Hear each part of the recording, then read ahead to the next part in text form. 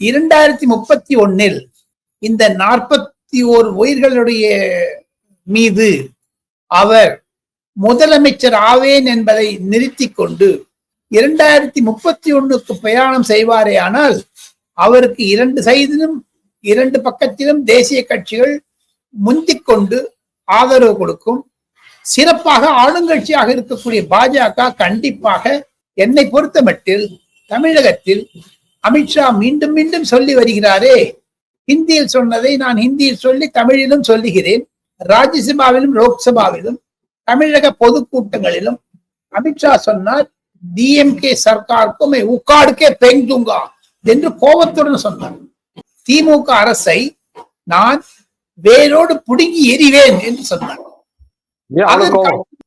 ஒரு விஷயத்தை பார்த்தால் அந்த முயற்சியில் விஜய் கவர்ச்சிகரமாக இருக்கக்கூடிய வேட்டி காண்பிப்பார். காரணம் என்னன்னா, இப்போ அந்த சண்டை நிஜந்தன் என்னுடைய ஒரு அனுபவத்தின்படி திமுக தாவேக்காக்கு இருக்கக்கூடிய சண்டை அல்ல.